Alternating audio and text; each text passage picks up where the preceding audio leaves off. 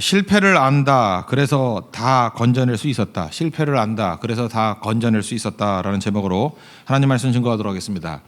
야곱이 12아들을 축복했습니다. 그리고 오늘 이 장면을 보니까 축복 다 하고 죽었습니다.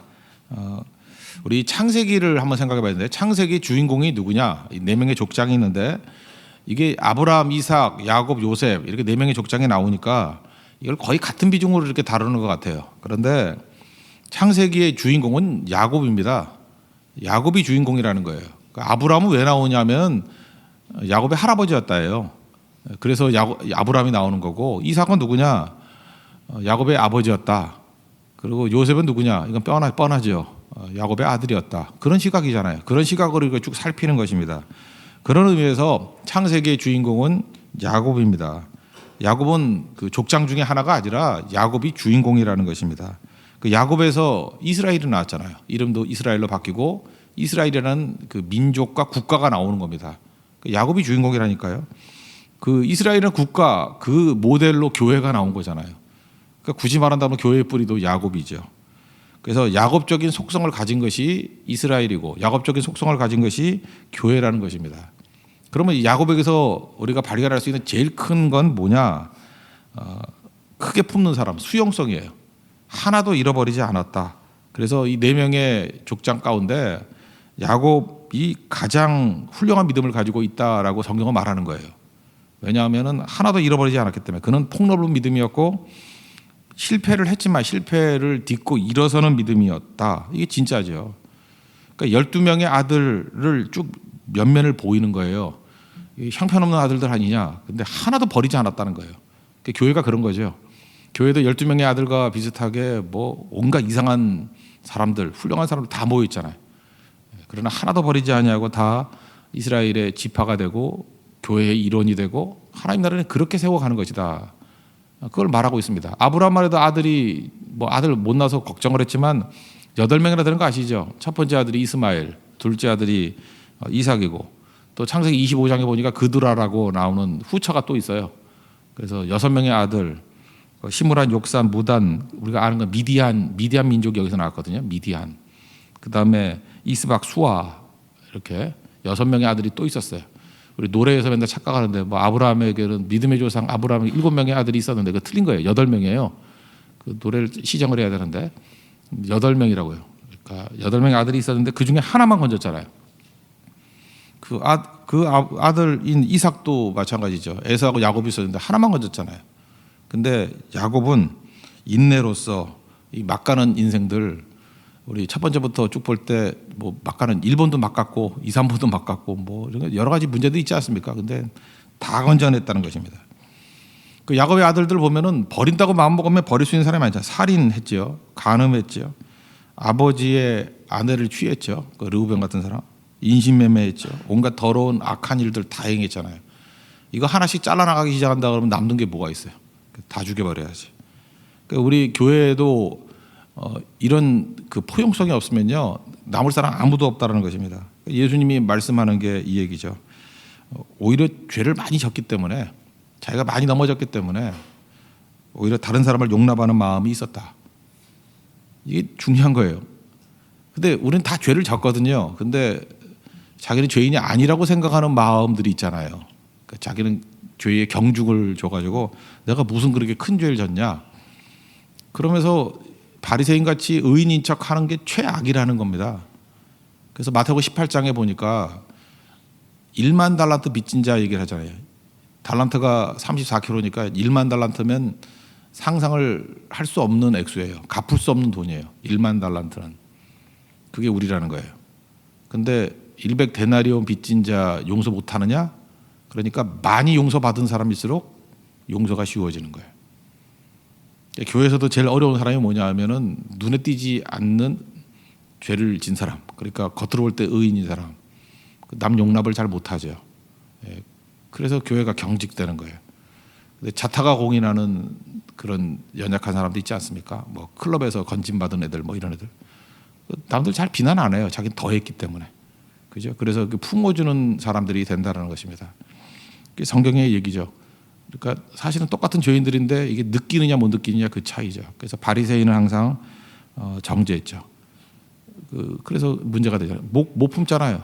바리새인은 예수님보다 더 예수님 다 갖고, 심지어 베드로조차도 이 보자기에 있는 더러운 뭐 동물들 먹으라 그랬더니 난 이런 거 그럴 수 없습니다. 하나님 앞에.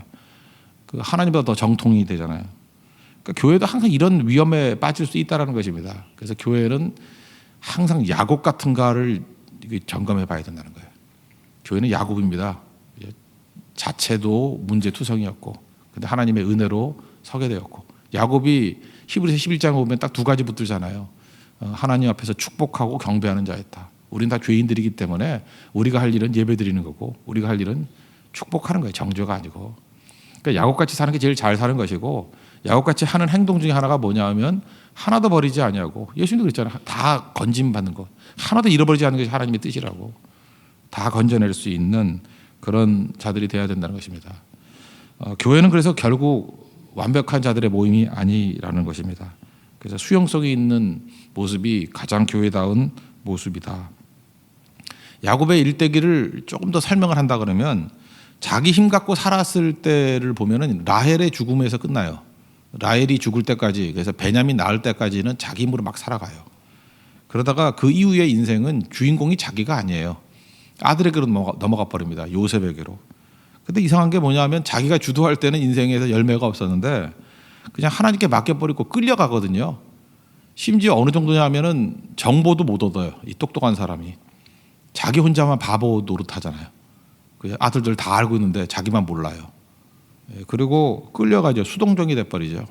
그러니까 수동적이 된다는 건 뭐죠? 그가 할 수 있는 일은 막판에 했던 일이 뭐예요? 축복하고 예배드리고, 그리고 기도하고.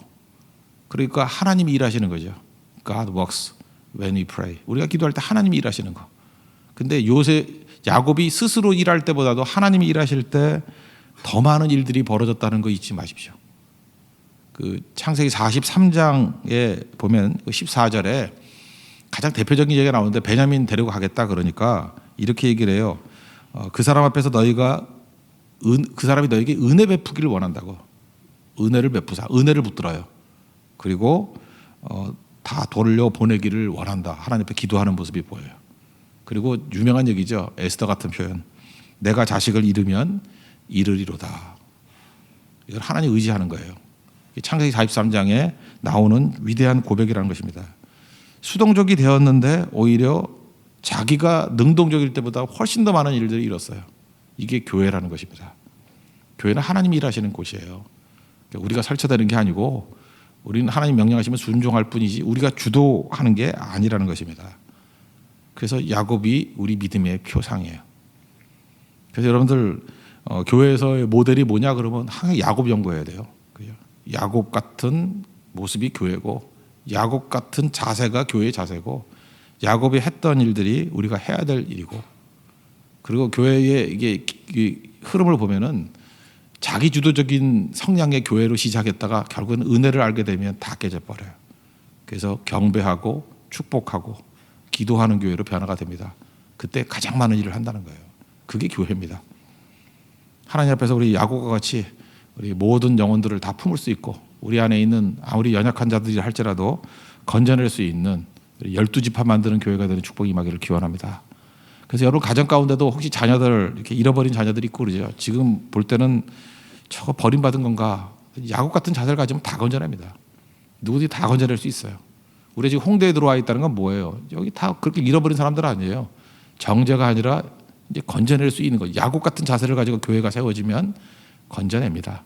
그게 교회라는 거예요. 우리 야곱의 축복이 임하는 하나님의 백성 되기를 바랍니다. 그래서 두 번째 파트인데, 한 사람의 믿음이 또 중요하다는 거예요. 그래서 한 사람의 믿음이 공동체의 믿음을 만드는 겁니다. 민족의 믿음을 만드는 거예요. 그래서 종자 신앙이라고 얘기를 하죠. 야곱의 신앙이 종자 신앙이 돼야 된다는 것입니다. 야곱이 죽습니다. 이때로 인해서 족장 시대는 끝을 맺습니다. 개인의 믿음이죠. 근데 개인의 믿음이 필요 없다는 게 아니에요. 개인의 믿음에서부터 민족의 믿음이 나오고, 공동체의 믿음이 나오고, 교회의 믿음이 나온다는 것입니다. 우리가 이제 개척한 지 5년 됐잖아요. 잘 보면 뭐 여러 사람 왔다가 가고 뭐 이러지 않았습니까? 그러면서 지금 사람의 여러분들 관심이 많죠. 근데 하나님께서 끝까지 보시는 건 뭐냐면 우리의 믿음이에요. 이 교회의 종자 믿음. 어떤 믿음이 돼야 될 것인가. 그래서 그 믿음을 다 다듬어 갔던 거예요. 이게 우리 교회 칼라예요. 이게 하나님께 쓰시게 하는 종자 믿음이 형성이 된다는 것입니다. 그래서 한 사람 한 사람 믿음이 굉장히 중요한 거예요. 하나님께서 연단하십니다. 그래서 불을 통과한 믿음, 그래서 그 믿음, 한 사람의 믿음을 통해서 놀라웠게 쓰임 받기를 원한다는 것입니다. 하나님께서 생명 없는 다수보다 생명 있는 그루터기를 훨씬 더 중요하게 여긴다는 거예요. 그래서 잘 보세요. 선교도 마찬가지죠. 한 가지 선교를 제대로 하면요, 나머지는 사실은 약간의 카피 비슷한 거예요. 뭐 그렇게 글이 다르지 않습니다. 그러니까 하나를 잘해야 돼요. 하나를 잘하면 잘 되는 거고, 한 사람이 기도하는 사람이 나오면 그 칼라가 다 기도하는 칼라로 변화가 되고, 말씀이 있으면 말씀에 순종하면 그것이 전체에 대한 승리로 이끌어 간다는 것입니다. 그러면 이 족장사에서 야곱이 보여주는 건 뭐냐면 이런 거예요. 여러 가지 어려움들이 있었는데 오직 말씀 하나 붙들고 이겼다. 이게 창세기입니다. 뭐 스토리가 쭉 나오잖아요. 아브라함 때도 시험이 많았죠. 그 흉년이 있었고 전쟁이 있었고 소돔에 불이 떨어졌고 다 어떻게 이겼어요? 말씀 하나 붙들고 이겼다. 이삭도 마찬가지 아닙니까? 운물 놓고 싸웠잖아요. 그 다툼 문제를 어떻게 해결해요? 하나님 말씀 붙들고 그 압도적인 축복으로 승리하잖아요. 말씀 붙들고 이겼다. 야곱은 더 파란만장합니다. 그죠? 뭐 목숨을 건 탈출, 또 뭐 라반의 부당 노동 행위, 뭐 그다음에 딸의 강간 사건, 살육, 위기, 뭐 아들을 잃어버림, 평생 고난과 시험의 연속 아니었습니까? 근데 자기 힘으로 버틸 때는 계속해서 끝나지 않았던 문제들이 하나님 말씀 하나 붙들고 나가니까 이 모든 걸 극복하고 오히려 가장 문제가 많았던 야곱이 가장 많은 사람을 품는 사람이 되었다는 거죠. 이게 메시지입니다. 여러분 인생이 내 인생 이렇게 파란만장해. 그러면 파란만장할수록 더 많은 것들을 품을 수 있다는 것입니다. 그래서 중요한 건데 야곱의 믿음이 그게 민족의 믿음이 됐고요. 여러분 눈치채셨죠? 12지파, 12아들의 칼라가 그 후손들의 칼라가 돼버렸죠. 그렇잖아요. 루벤 지파로 루벤 칼라 같이 됐고 유다 지파 유다의 칼라가 가잖아요. 레위, 시므온, 뭐 시몬과 레위 그 뭐 칼 들고 설치고 흩어버리다 할 때 흩어버리는 것이 복이 돼버리잖아요. 그러니까 개인의 믿음이 후손에게도 영향이 있고 그것이 굉장히 중요하다는 것입니다. 그래서 우리 한 사람 한 사람이 너무 크게 싸우는 게 아니라요. 개인적인 믿음을 온전하게 붙드는 싸움을 꼭 벌여야 된다는 것입니다. 그래야 승리하게 되는 거죠. 잘 보세요. 여기 4명의 족장이 우리가 잘 볼 때 자세히 보면은 그냥 개인적인 스트러글, 개인적인 투쟁을 하는 것 같이 보입니다. 근데 하나님께서 가나안 땅을 허락하시고 가나안을 변화시킨다 그럴 때 시간이 얼마나 걸리는지 알아요? 그 이후에 여호수아 시대가 돼야 비로소 가나안 정복이 이루어져요. 그러니까 굉장히 오랜 시간이 걸린다는 거죠. 근데 그 이전까지 하나님께서 그 모든 신앙을 개인적인 차원으로 이렇게 품고 있게 만들었다는 것입니다. 그 과정 가운데 설득도 있어야 됐고 감동도 있어야 됐고 결단도 있어야 되는 것이고 그렇게 굉장히 중요하다는 거예요. 지금 제가 이 설명을 하나 해드릴게요. 우리 많은 사람들이 이렇게 생각을 해요. 우리 한국 기독교의 문제가 뭐냐? 그러면 특별히 이제 소셜 가스펠을 이제 따르는 사람들이 그래요. 이 개인적인 믿음이 문제라는 거예요. 개인적인 믿음이 이 사회적인 영향을 미쳐야 되고 사회는 어떻게 되느냐 막 이러는데 저는 이렇게 생각해요. 성경을 좀 자세히 보셨으면 좋겠고 역사를 좀 더 깊이 봤으면 좋겠어요. 사회 문제 떠든다고 사회 문제 해결되는 게 아니에요. 하나님의 때가 있거든요. In His time. 하나님의 때가 있는데 그 하나님의 때가 있기 이전에 꼭 필요한 게 뭐냐면 개인적인 믿음을 숙성시키는 거예요. 우리 뭐 기독교 역사가 뭘 얼마나 됐다고. 개인적인 믿음이 숙성화되는 것을 통해서 하나님이 그걸 사용하셔서 사회를 뒤집는 거지. 자기들이 의도해가지고 뭐 개인 믿음이 틀린 거고 사회 믿음이 옳은 거다 이래가지고 사회가 바뀐 적이 없어요. 그리고 개인적인 믿음이 없을 때 갑자기 하늘에서 떨어지듯이 변화되는 게 아니라는 것입니다. 그래서 속지 말라는 거예요. 아브라함은 아브라함의 믿음이 중요했고요. 이삭은 이삭의 믿음이 중요했고 야곱조차도 크나큰 하나님의 약속 붙들고 자기 믿음 붙들었어요. 그때 하나님이 한참 뒤에 비로소 그 약속이 이루어지잖아요. 여호수아 시대 때 돼가지고 눈에 보이는 거 또 더 크게 보면 장차 주님이 재림하실 때까지 이루어지는 게 아니죠. 그게 하나님의 역사라는 것입니다. 그래서 개인 믿음이 중요합니다.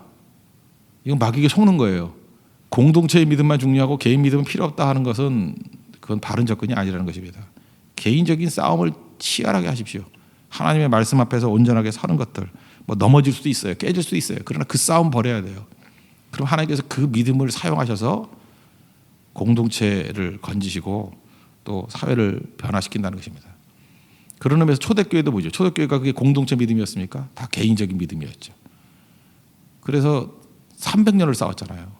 카타콤에 들어가서 그 투쟁했잖아요. 그러다가 하나님께서 그것을 이제 교회로 드러나게 될 때가 300년 이상 걸렸어요. 그러고 난 다음에 교회 시대가 온 거죠. 잊지 말고 우리가 하나님 앞에서 이런 믿음의 기다림을 가지고 서 있는 하나님의 종 되기를 바랍니다. 그래서 시간이 지나놓고 보면 일은 하나님이 하시는 거예요. 인간이 하는 게 아니고 하나님이 계획하시는 겁니다. 인간이 계획하는 게 아니고 지금 우리에게 주어진 사명 붙들고 헌신하는 게 필요하다는 것입니다. 그래서 초조해하지 말라는 거예요. 우리는 그냥 빨리빨리 뭘 하고 싶은 거죠. 근데 빨리 한다 그러면 이스마엘밖에 안 나와요. 기다리면 이삭됩니다. 반드시 하나님의 때가 있어요. 그 안달하지 말라는 것입니다. 그래서 갈라디아 6장 9절에 그러잖아요. 우리가 선을 행하되 낙심하지 말지니 때가 이르면 거두게 된다고. 그 때가 우리 때가 아니에요. 하나님의 때가 이르면 거두게 될 것이다. 그래서 야곱이 우리에게 보여주는 건 이겁니다. 하나님께서 우리의 실패와 연약함들을 사용하신다는 거예요. 오히려 실패와 연약함을 적극적으로 깨닫는 사람이 하나님의 그릇이 될 수 있다는 것입니다. 그래서 여러분 잘 모르겠으면 이렇게 생각해요. 내가 의롭다고 생각하는 것이 자꾸 이렇게 좁아지게 만들고 이렇게 누굴 쳐다보면 자꾸만 충고만 하고 싶고 마음속에 이놈의 세상이 다 썩었네, 뭐 교회도 썩었네, 잠깐 이런 게 바리새인하고 비슷해지는 거예요. 그 넘어지고 깨진 사람들을 바라볼 때 하나님께서는 저런 사람도 건질 수 있구나. 나 같은 죄인 살리신 주은혜 놀라와. 그거예요. 나 같은 죄인 살리신. 어메이징 그레이스가 거기서 나오는 거예요. 그게 야곱의 자세였다. 그게 교회입니다. 그래서 그 믿음을 사용하셔서 하나님께서는 결국 교회를 세우시고 12지파를 세우셨다라는 거예요. 우리 교회에 우리 야곱의 믿음이 뿌리를 내리고 또 야곱같이 일어설 수 있는 하나님의 거룩한 종 되기를 축원합니다. 예, 자리에서 일어나겠습니다. 찬송가 301장 찬송하겠습니다.